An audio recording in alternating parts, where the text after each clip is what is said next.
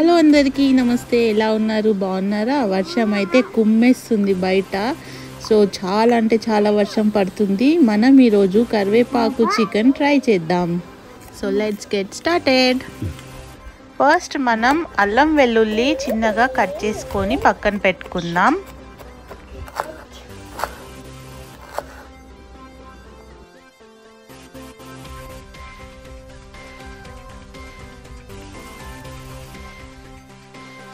కరివేపాకు చికెన్ కోసం మనం ఇప్పుడు స్పెషల్ మసాలా ఫ్రై చేసుకోవాలి. ఇప్పుడు ఒక కడాయి వేడి చేసి ఇందులో మనం మసాలాలన్నీ వేసి లైట్గా దోరగా వేయించుకుందాం. ఇవి చాలా బాగా వేగిపోయాయి. ఇప్పుడు మనం దీన్ని సైడ్లో తీసి పక్కన పెట్టుకుందాం. ఇదే సేమ్ కడాయిలో కొద్దిగంత ఆయిల్ వేసి ఎండుమిరపకాయలు వేసి వేయించుకుందాం. మిరపకాయలు లైట్గా కలర్ చేంజ్ అవ్వగానే వీటిని తీసేసి పక్కన పెట్టుకొని అదే సేమ్ ఆయిల్లో కరివేపాకు వేసుకొని కరకరలాడేంత వరకు వేయించుకోవాలి. చూడండి, ఇలా క్రిస్పీగా అయ్యేంత వరకు వేయించుకోవాలి. ఇప్పుడు దీన్ని మనం పక్కన పెట్టుకుందాం. ఇదే సేమ్ ఆయిల్లో మనం ఇప్పుడు అల్లం వెల్లుల్లి కట్ చేసాం కదా, అది వేసుకొని ఒక 2 minutes అలా ఫ్రై చేసుకొని ఆనియన్స్ వేసుకుందాం. అలాగే పచ్చిమిర్చి వేసుకొని ఆనియన్స్ కలర్ చేంజ్ అయ్యేంత వరకు ఫ్రై చేసుకుందాం. ఇవి ఫ్రై అయ్యేలోపు మనం మసాలాలన్నీ గ్రైండ్ చేసుకుందాం. ఏదైతే మనం వేయించుకున్నామో ఫ్రై చేసుకున్నామో అవన్నీ మిక్సీలో వేసుకొని గ్రైండ్ చేసుకుందాం. ఫస్ట్ అన్ని మసాలాలు గ్రైండ్ అయిన తర్వాత కరివేపాకు ఎండుమిరపకాయలు వేసి గ్రైండ్ చేసుకోవాలి. మీరు కావాలంటే ఇవి రోట్లో వేసుకొని కూడా దంచుకోవచ్చు. చూడండి, ఇలా గ్రైండ్ చేసేసుకొని ఇది పక్కన పెట్టుకుందాం.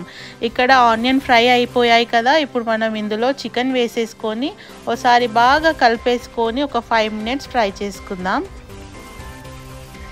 ఇప్పుడు మనం ఇందులో 1 teaspoon పసుపు అలాగే తగినంత ఉప్పు వేసుకొని టేస్ట్కి తగినంత ఉప్పు వేసుకొని బాగా కలిపేసుకోవాలి. ఇప్పుడు మనం దీన్ని ఆయిల్ సపరేట్ అయ్యేంత వరకు కుక్ చేసుకోవాలి.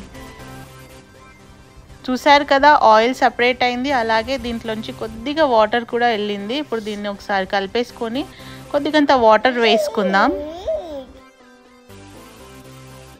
ఇప్పుడు మనం ఈ చికెన్కి ఒక 2 minutes వరకు బాయిల్ చేసుకుందాం.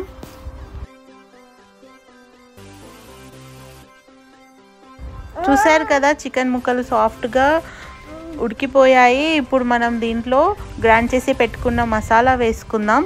మనం ఏదైతే మసాలా గ్రైండ్ చేసుకున్నామో ఒకటేసారి వేసుకోకుండా కొద్దిగా 3 times వేసుకోవాలి. వేసుకుంటూ కలుపుకుంటూ ఫ్రై చేసుకోవాలి.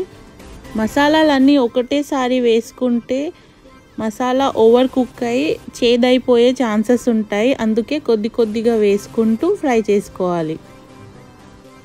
యమ్మీ అండ్ డెలిషియస్ కరివేపాకు చికెన్ రెడీ అయిపోయింది. ఫైనల్గా ఇప్పుడు మనం కొద్దిగంత కొత్తిమీర వేసుకొని సర్వ్ చేసేసుకుందాం. చూసారు కదా, మీరు కూడా ఎంత సింపుల్గా చేసుకోవచ్చో. సో మీరు కూడా ట్రై చేసి ఎంజాయ్ చేయండి. వీడియో నచ్చినట్లయితే లైక్, షేర్ అండ్ సబ్స్క్రైబ్. మళ్ళీ కలుద్దాం నెక్స్ట్ వీడియోలో. Till then, bye bye.